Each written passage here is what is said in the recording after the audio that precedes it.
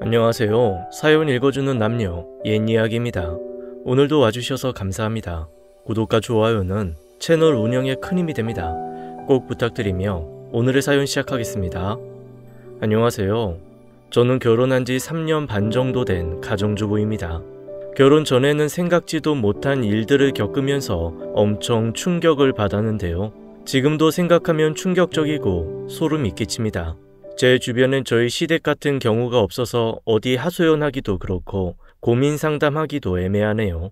그래서 이렇게 사연을 올려 여러분들의 의견을 들어보고 싶어요. 그럼 제 사연을 시작하겠습니다. 저는 상고를 졸업하고 원하는 회사에 취직이 안 되어 핸드폰 가게에서 일을 시작하게 되었어요. 저는 집안 사정이 그다지 좋지 못해서 당장 돈을 버는 게 낫겠다 싶어서 아르바이트나 계약직을 먼저 구하게 되었습니다. 제가 일하던 핸드폰 가게는 직원이 대여섯 명 정도 되는 규모의 가게였고 저는 그곳에서 간단한 업무를 보며 일을 배워가고 있었죠. 그리고 그곳 사장님은 20대에 무척 젊은 사람이었어요. 젊은 나이에 창업을 해서 성실하게 일하고 영업 실적도 좋으신 사장님을 보며 멋있다는 생각이 들었습니다. 저보다 8살 많으신데 회사 생활을 일찍 하셔서 그런지 배울 점도 많더라고요. 저는 핸드폰 가게에서 일을 하다 보니 재미있어서 계속 근무를 하게 되었어요. 사장님과 다른 직원들 모두 성격이 좋아서 나름 잘 적응할 수 있었죠.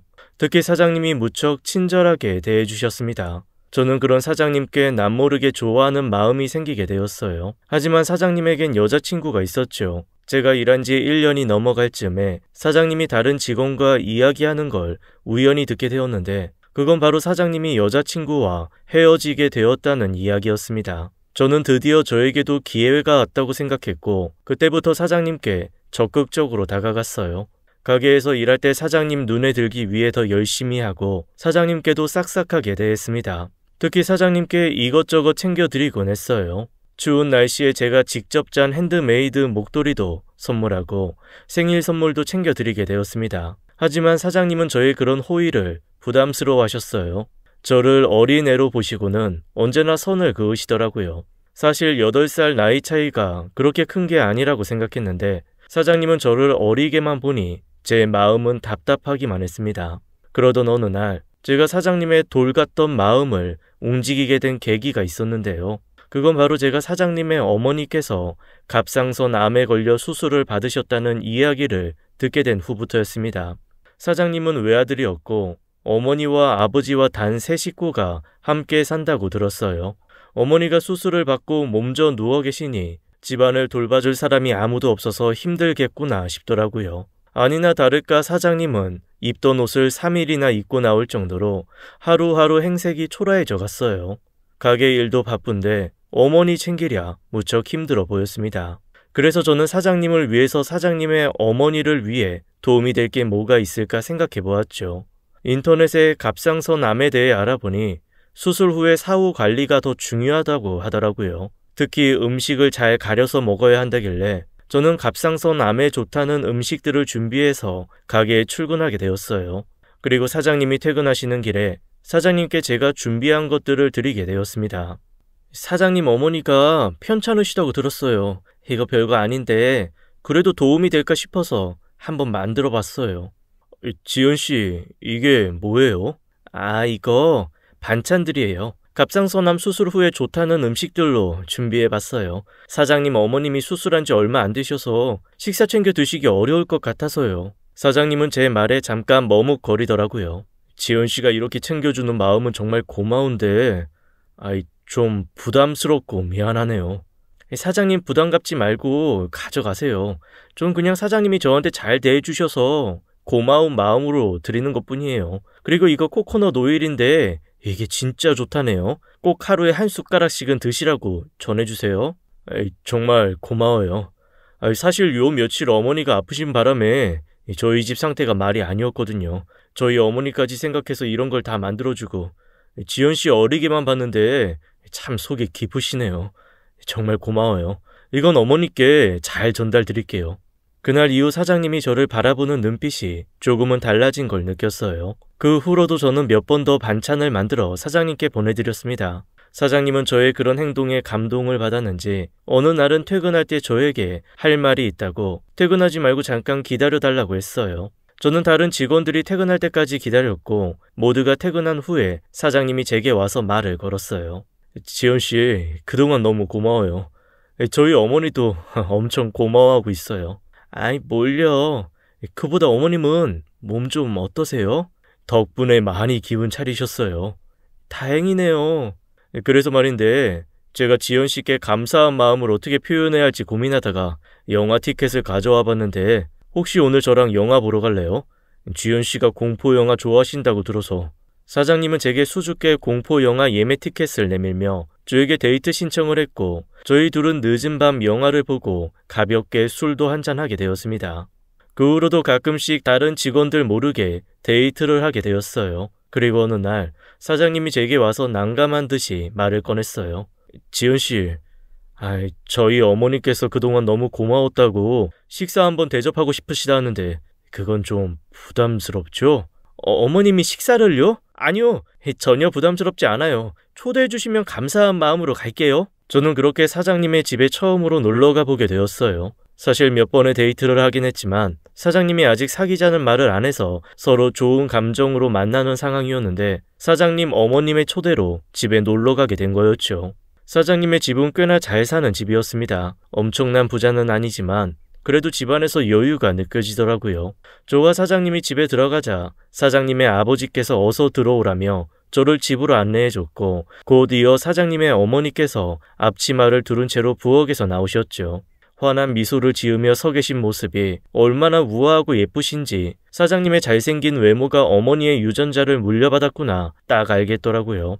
사장님의 어머니께서 그날 음식을 얼마나 많이 준비해 주셨는지 식탁 위가 무척 화려했습니다. 게다가 식탁 위에는 킹크랩이 떡하니 놓여 있는데 킹크랩이 어찌나 큰지 제 눈이 다 동그래졌어요. 저는 사장님의 어머니께서 차려주신 음식을 보고 입이 떡 벌어졌고 어머니께 제가 느끼는 걸 그대로 전해드렸어요.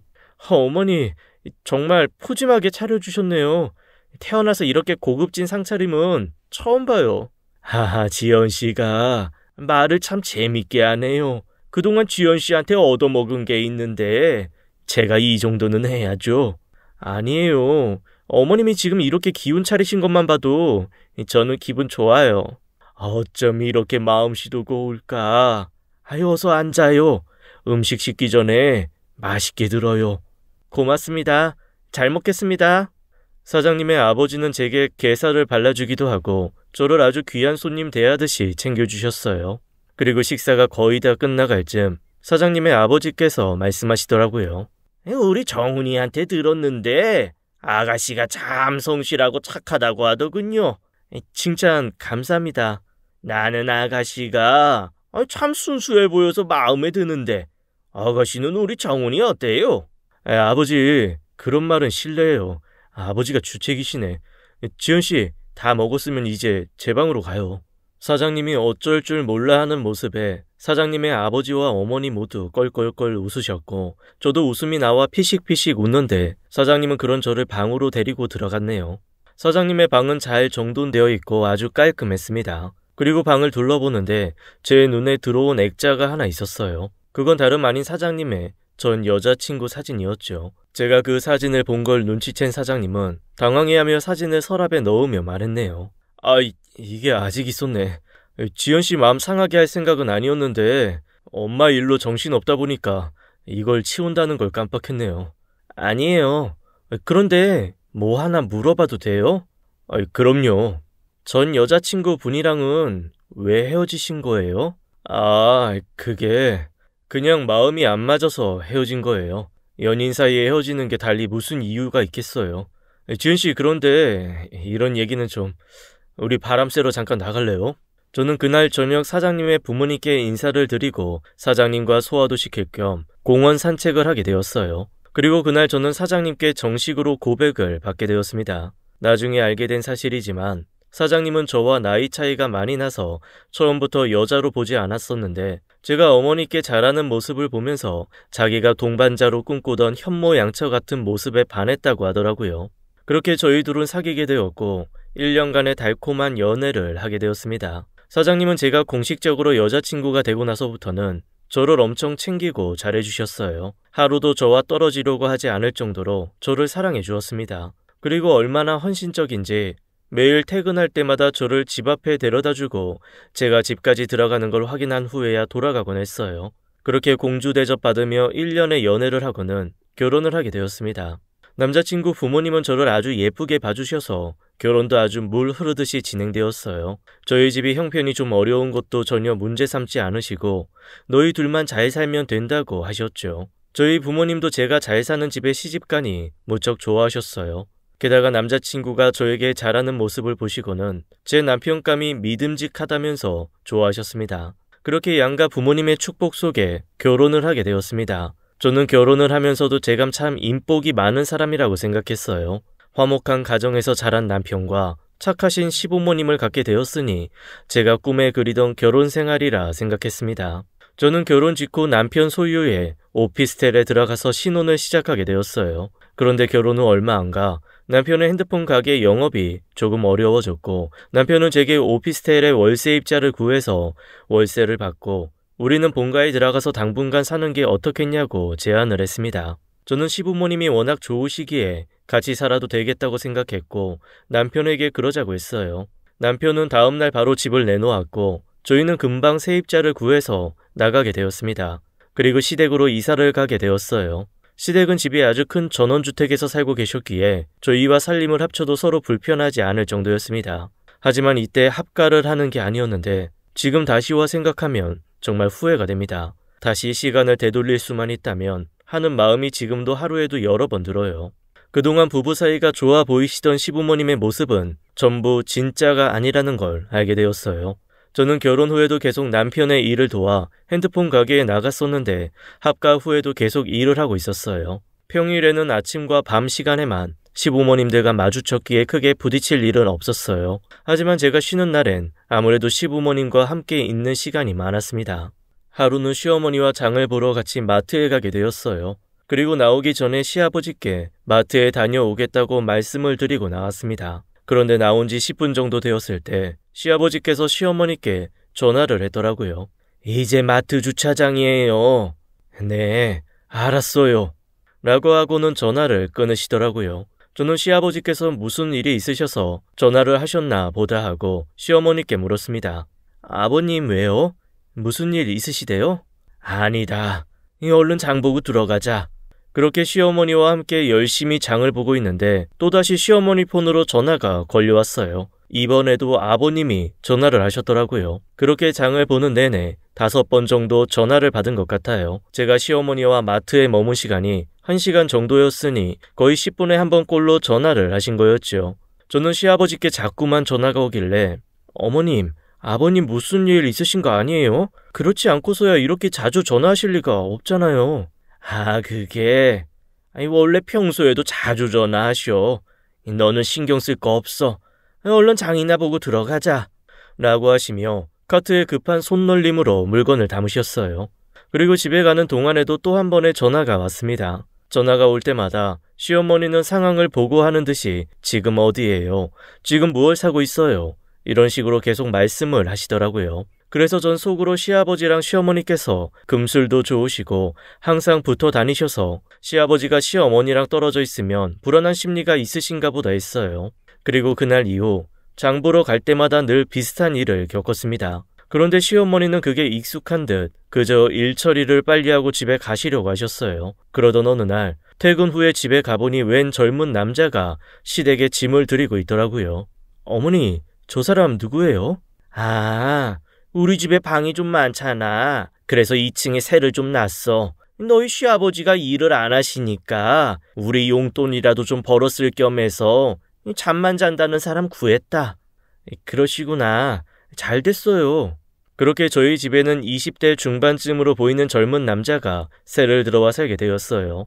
어머님 말대로 집에서 밥은 안 해먹고 잠만 자고 왔다 갔다 하더라고요. 그래서 그 사람은 아침에 출근하고 퇴근 후 밤늦게 들어오느라 얼굴 마주칠 일도 거의 없었습니다. 그러던 어느 날 세입자가 아침에 출근을 하면서 저희 시어머니께 목 인사를 하고 나가는 걸 보게 되었어요. 시어머니도 세입자에게 답 인사를 하며 잘 다녀오라고 예의상 인사를 해주시더라고요. 그런데 그 모습을 지켜보시던 시아버지께서 하시는 말씀이 젊은 남자 왔다 갔다 하니까 좋냐? 아주 입이 귀에 걸렸네. 너 내가 다 지켜보고 있으니까 조심해라. 라고 하시는 겁니다. 저는 시아버지의 저런 말에 너무 놀라 지금 우리 시아버지가 하신 말씀이 맞나 확인차 시아버지를 돌아보게 되더라고요. 그런데 그건 정말 저희 시아버지가 하신 말씀이 맞았어요. 그때 남편도 같이 있었고 시아버지가 하는 말을 함께 듣게 되었죠. 남편은 약간 제 눈치를 보며 얼른 출근하자고 하며 저를 데리고 집으로 나왔어요. 저는 남편에게 아까 시아버지가 시어머니께 왜 그런 식으로 말씀하신 거냐고 물었고 남편은 그제야 제게 시아버지께서 약간 의처증 같은 게 있다고 얘기를 해주더라고요. 심한 건 아니고 그냥 엄마가 눈에 안 보이거나 하면 좀 불안해 하신다면서요. 남편 말로는 시어머니가 젊은 시절부터 외모가 눈에 띄게 예뻐서 시아버지가 좀 불안해하는 그런 게 있었다고 하더라고요. 그러니 저에게 신경 쓰지 말라고 했습니다. 사실 신경 안 쓰기엔 저에겐 시아버지의 언행이 좀 놀라웠는데 그날 후로도 시아버지는 툭하면 시어머니께 아니 어디 갔다 왔어? 당신 바람 피우는 거 내가 모를 줄 알아? 내가 계속 지켜보고 있으니까 그런 줄 알아? 라고 말하곤 했어요. 그런 시아버지를 볼 때면 전 늘 불안한 마음이 들었습니다. 그리고 그런 말을 듣고 있는 시어머니 표정도 무척 안 좋으셔서 제가 살얼음판을 걷는 기분이었어요. 그날 일도 저에게 좀 충격적이었는데 몇 달 후에 훨씬 더 충격적인 일이 터졌어요. 어느 날 저녁 시아버지께서 엄청 화가 나신 채 집에 들어오셨더라고요. 며느리가 보던지 말던지 듣던지 말던지 전혀 신경 쓰지 않으시고 시어머니 이름을 욕을 섞어서 막 부르며 어디 있냐고 찾으시는 거였어요. 아이 순자 어딨어? 이 여편 내가 감히 날 두고 딴 남자랑 놀아나? 아이 당장 안 나와? 그때 마침 어머님이 음식을 사오셨는지 하얀 봉지 안에 음식 포장이 잔뜩 들려있더라고요. 시어머니는 영문도 모르고 집에 들어오셨다가 시아버지가 갑자기 머리채를 잡고 끌고 가시는 바람에 반항도 못하시고 그대로 안방으로 끌려가셨어요. 눈앞에서 가정폭력이 일어나는 걸 본 저는 너무 놀라 소리를 질렀고 남편에게 어서 말려보라고 했습니다. 남편도 놀란 모습으로 시어머니를 시아버지로부터 떼어내며 시아버지를 진정시켰어요. 그리고 시아버지께서 왜 이렇게 화가 잔뜩 나셨는지 시아버지의 입을 통해 듣게 되었습니다. 아니 네가 감히 딴 놈이랑 모텔을 드나들어? 어떤 놈이야? 어떤 놈이랑 뒹굴었냐고? 시아버지는 화가 잔뜩 나셔서 소리를 고래고래 지르셨어요. 시어머니는 그제야 사태 파악이 되셨는지 시어머니도 화를 내며 그게 무슨 소리야? 모텔은 무슨 모텔? 도대체 언제까지 이렇게 나 괴롭힐래? 그놈의 의처증은 30년이 지나도 안 고쳐지니? 제발 정신 좀 차려. 아 이게 어디다 대고 의처증이래? 네가 바람을 폈으니까 폈다고 하지. 너가 바람 피우고 다니는 거 내가 모를 줄 알았어? 증거 있어? 내가 바람 피웠다는 증거 있냐고? 증거? 내 친구가 당신 모텔에서 나오는 거 봤대. 그게 증거야. 어떤 놈이랑 갔어? 바른 대로 말하지 못해. 알고 보니 오늘 시아버지가 친구분과 전화를 하셨었는데 그 친구분이 오늘 시어머니께서 모텔에서 나오는 걸 보았다고 말을 해서 이 사단이 난 거였어요. 시아버지의 말을 듣고 있던 제 남편도 시아버지의 말에 시어머니를 의심스러운 눈빛으로 쳐다보며 엄마, 그게 진짜야? 엄마 진짜 모텔에 갔다 왔어? 라고 물었고 시어머니는 그 말에 억장이 무너진다는 표정을 지으며 이젠 너까지 아버지 닮아가냐? 어떻게 내 아들이 날 의심할 수가 있어? 내가 너를 어떻게 키웠는데 내가 누구 때문에 이 집구석에서 지금까지 버텨가며 살고 있는데 대체 쌍으로 나한테 왜들 이래 정말? 아버지 친구가 엄마 모텔에서 나오는 거 봤다고 하니까 그렇지. 아버지 친구가 그렇게 말한 거 진짜 맞아요? 아이 그렇다니까. 내가 친구놈 전화 받고 지금 화딱지가 나서 속에 아주 천불이 난다. 그동안 네 엄마가 나 속이고 이 모텔 드나든 것만 생각하면 아주 패 죽이고 싶다고. 당신 그 친구 누구야? 지금 당장 삼자대면 하자고 해. 당장 우리 집으로 오라고 하라고. 이 어디서 바람 피워놓고 큰 소리야 큰 소리가. 내가 김씨 지금 오라고 할 테니까 딱 기다려. 제가 볼 땐 시어머니는 정말 결백을 주장하는 것 같아 보였는데 시아버지의 친구분이 시어머니가 모텔에서 나오는 걸 봤다고 하니 도대체 누가 맞는 말을 하는 건지 헷갈릴 지경이었죠. 그래도 전 우리 시어머니께서 그러실 분이 아니라고 속으로 믿고 있었어요. 시아버지께서 친구분을 집으로 부른 사이 저는 울고 계신 시어머니께 물을 떠다 드리고 진정시켜드리고 있었습니다. 한 30분 정도 기다리자 시아버지의 친구분이 정말 집으로 오셨고 친구분을 본 시어머니께서 주방에서 달려나와 따지듯이 물었어요. 김 사장님, 오늘 제가 모텔에서 나온 거 보셨다고 이 양반한테 말했어요? 아이 그래 김씨, 아이 말해봐. 자네가 아까 나랑 전화할 때 아이 우리 한 사람이 모텔에서 나왔다고 하지 않았어? 뭐? 아니 내가 언제 그렇게 말했나? 난 그렇게 말한 게 아니라 아이 재수씨가 모텔 근처에 있는 거 봤다고 했는데 아이 자네 대체 내 말을 어떻게 들으면 그렇게 와전해서 들을 수가 있어? 모텔 근처에서 봤다는 거지. 내가 언제 모텔에서 나왔다고 말했어? 이 사람 이거 큰일 날 사람이네. 아이 재수씨 미안해요. 내가 아까 이 친구랑 통화를 하는데 재수씨가 보이길래 재수씨 봤다고 했더니 아이 어디서 봤냐고 다짜고짜 묻길래 아이 눈에 보이는 게 모텔이라 모텔 근처에서 봤다고 말했는데 아이 크게 오해를 한 모양이네요. 김 사장님, 왜 하필 모텔 근처라고 말하신 거예요? 거기 상가 밀집 지역이라 다른 데도 많았을 텐데. 죄송하게 됐습니다, 재수씨. 아니 나는 그냥 눈에 들어오는 간판 읽는다는 게 그만. 당신 이제 확인시켜줬으니까 의심 풀렸어? 도대체 이게 몇 번째야? 당신 옛날에도 우리 부모님 앞에서 이 난리 쳤었지. 그때 내가 뭐라고 그랬어? 당신 한 번만 더 이런 식으로 사람 의심하고 바람 피우는 걸로 몰아가면 당신이랑은 끝이라고 했어 안 했어? 상황 역전의 시아버지는 고개를 돌리고는 아무 말씀 못하셨어요. 그런데 무슨 생각이 드셨는지 다시 시어머니께 말도 안 되는 억지를 부르기 시작하셨습니다. 당신, 그런데 그 시간에 모텔 앞에는 왜 서성인 거야? 응? 김 사장이 모텔에서 나오는 건 못 봤어도 당신이 그 근처에 지나가는 건 봤다는데 아이 거기서 대체 뭐하고 있었어? 바람 피우고 있었으니까 거기 서 있었던 거 아니냐고? 야 이 춘식이 망할 놈아, 네 먹으라고 감자탕 사러 갔다 왔다. 이거 안 보여? 가서 직접 확인해봐. 그 근처에 이 감자탕 집이 있나 없나?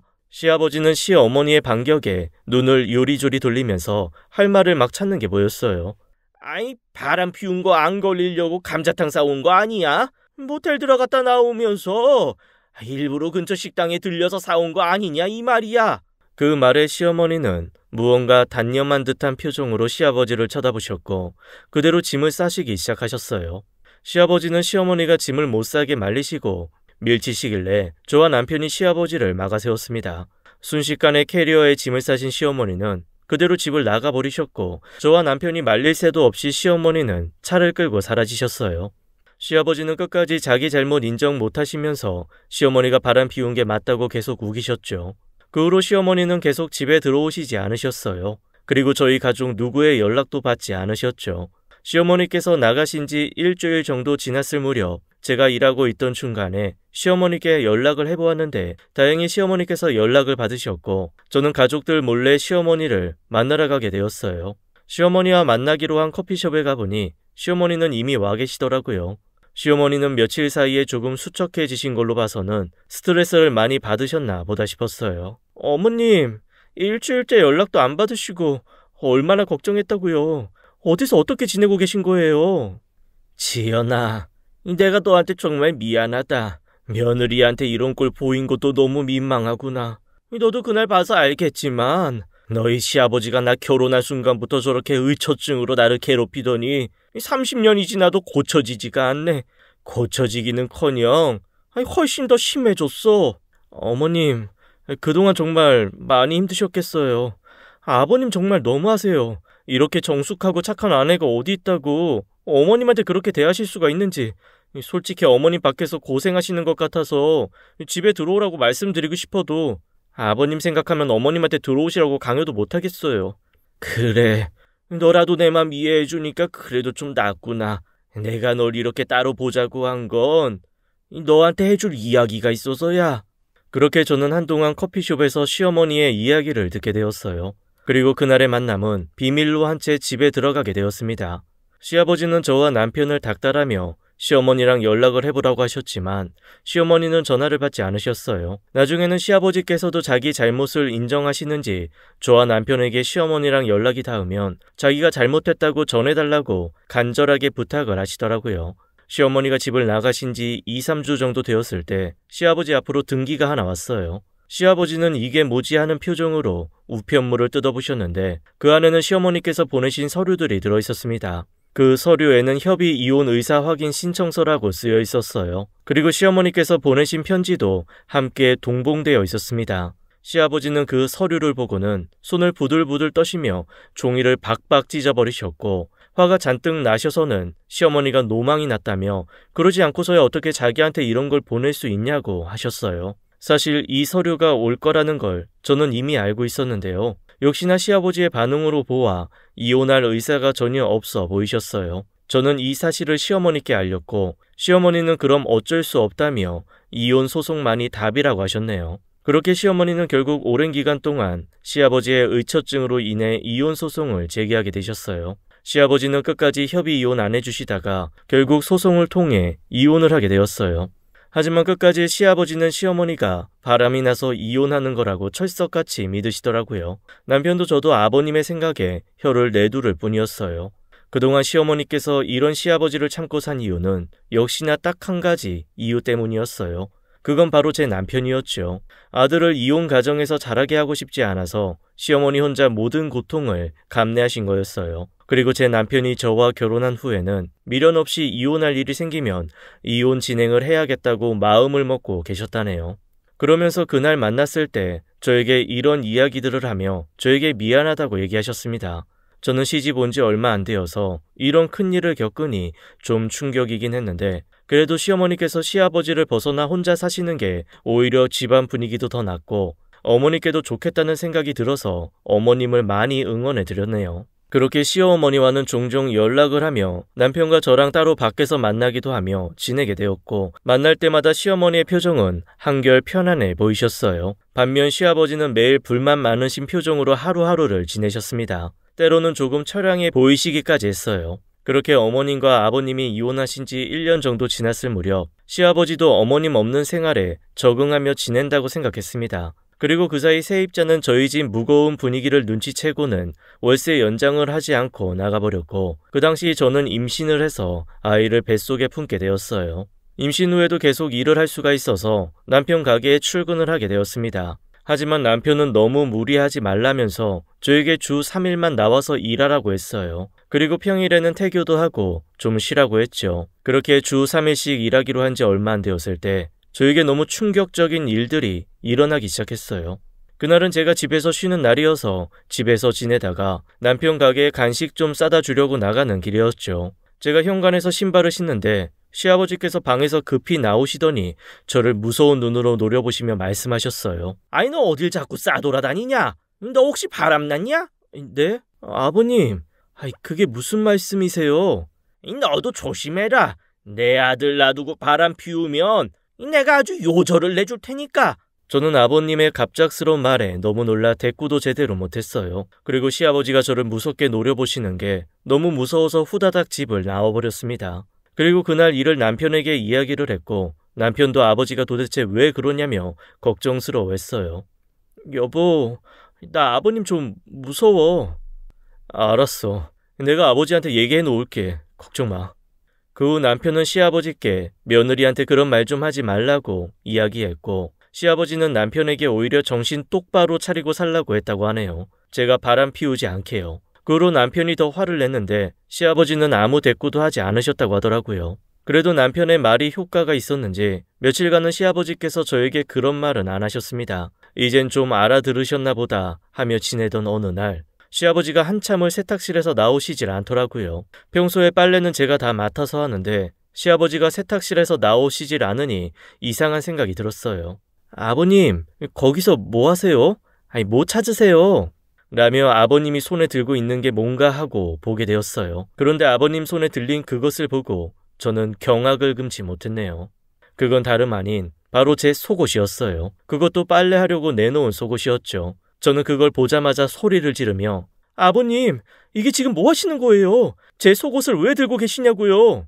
아니, 너 바람 피우는지 확인하는 거다. 내가 너희 시어머니도 이걸로 증거 여러 번 찾았다. 정훈이가 너 만나기 전에 만나던 처자도 내가 다 확인하고 증거 찾았어. 내가 증거 잡는 데는 아주 선수다. 그러니 너도 몸가짐 똑바로 해. 내가 다 지켜보고 있으니까. 저는 너무 충격을 받아 대꾸도 안 하고 핸드폰을 챙겨 집을 나와 바로 남편에게 연락을 했어요. 여보, 아버님 이상해. 빨리 집에 와. 그게 무슨 소리야? 아버지 어디 아프셔? 아프신 정도가 아니라 더 심해. 하여튼 빨리 오라고. 남편 가게에서 집까지 도보로 10분 정도 거리여서 남편은 금방 집으로 들어왔어요. 무척 놀란 표정으로 무슨 일이냐는 남편에게 세탁실로 가보라고 했습니다. 그리고 남편도 그 현장을 목격했는지 시아버지 손에 들려있던 제 속옷을 빼앗으며 시아버지를 세탁실에서 끌고 나왔어요. 그 후 남편은 사태의 심각성을 알았는지 다음날 바로 동네 정신과 병원을 찾아가게 되었습니다. 의사의 말에 의하면 시아버지가 의처증 있는 상태에서 조현병이 생겼다며 환각과 환청으로 인해 며느리를 의심하고 계신 것 같다는 진단을 내려주었어요. 결국 시아버지는 그날부터 치료를 시작하게 되었네요. 그리고 저는 남편에게 전 여자친구와 헤어진 이유를 다시 한번 추궁하게 되었어요. 알고 보니 시아버지가 그전 여자친구를 미행하며 바람 피우는지 확인하고 다니는 바람에 여자친구가 학을 떼고 떠난 거라고 하더라고요. 그 여자친구가 박차고 나간 자리를 제가 좋다고 들어온 꼴이었죠. 참으로 다행인 건 제 남편은 멀쩡하다는 거예요. 비록 아버님의 이상한 행동들이 병 때문이라고 하지만 지금 생각해도 너무 소름 돋고 무섭네요. 약을 드셔서 그런지 지금은 꽤나 정상적으로 생활하고 계세요. 그리고 저를 의심하는 등의 이상한 행동도 안 하시고요. 참 다행스러운 일이긴 한데 저는 한편으로 걱정도 되고 그럽니다. 혹시 남편도 저렇게 될까봐 마음속으로 은연중에 걱정되는 마음이 생기네요. 지금은 아버님이 치료 시작한 지 한 6개월 정도 시간이 지나서 저희 가족은 잘 지내고 있어요. 그리고 저도 그 사이 출산을 앞두고 있네요. 저는 남편에게 출산하고 나면 분가를 하자고 요청을 했어요. 솔직히 조현병이신 아버님이 계신 집에서 아기를 키우는 게 염려스러운 건 어쩔 수 없네요. 남편도 알았다고 하긴 했는데 제가 볼 땐 남편은 아버지가 걱정돼서 같이 살고 싶어하는 눈치네요. 저 역시 아버님이 혼자서 잘 지내실런지 걱정스럽고 약을 꾸준히 드셔야 하는데 옆에서 챙겨줄 사람이 없으니 걱정되긴 해요. 그렇다고 아기를 키우는 엄마 입장에서는 시아버지의 존재가 무척 부담스러운 마음입니다. 남편은 계속 함께 지내고 싶어하는 눈치인데 아기 낳고 나서 아버님이랑 지내기엔 제가 너무 겁이 많네요. 당연히 분가하는 게 맞겠죠. 제가 결혼 후 겪은 이야기가 너무 충격적이라 여러분과도 공유해보고 싶어서 이렇게 사연을 보내보게 되었네요. 부디 아버님이 빨리 나으셔서 잘 지내셨으면 좋겠습니다. 제 이야기는 여기까지입니다. 지금까지 들어주신 여러분 감사합니다. 구독자 여러분, 오늘의 사연 후기입니다. 안녕하세요. 제가 사연을 보낸 지도 벌써 2년이 넘었네요. 그동안 참 많은 일들이 있었어요. 우선 저는 무사히 출산을 했습니다. 예쁜 딸아이를 낳았어요. 다 구독자 여러분들 덕이에요. 감사합니다. 제가 출산을 하고 시아버지와 분가를 하게 되었어요. 시아버지께서 먼저 분가 이야기를 꺼내주셨어요. 아버님께서도 그날 이후 많은 충격을 받으신 것 같더라고요. 무엇보다 치료를 받으시며 약을 드시다 보니 기력이 많이 떨어지시더라고요. 자주 피곤해하시고 멍하게 계실 때가 많아지셨어요. 그나마 다행인 건 뒤늦게 소식을 들은 시어머니께서 집으로 다시 들어오신 거였어요. 그래도 30년 넘게 함께 살아온 정을 무시 못하나 봅니다. 현재는 큰 사건 없이 저희는 잘 지내고 있습니다. 무엇보다 시아버지께서 자신의 병을 확실히 인지하셔서인지 치료를 하겠다는 본인 의지가 강하세요. 시어머니 말로는 손녀가 보고 싶어서 더 약을 잘 챙겨 드신다고 하더라고요. 그래서 저희 부부도 일주일에 한 번씩은 꼭 아버님을 찾아뵙고 있어요. 좋은 소식으로 다시 찾아올 수 있어서 저도 기쁘네요. 그럼 23년 새해 건강하시길 바라며 언제나 가정의 평화가 있기를 빌겠습니다. 감사합니다. 지금까지 사연 읽어주는 남녀 옛이야기였습니다. 끝까지 함께 해주신 여러분 감사드리며 저희는 다음 사연으로 돌아올게요. 감사합니다.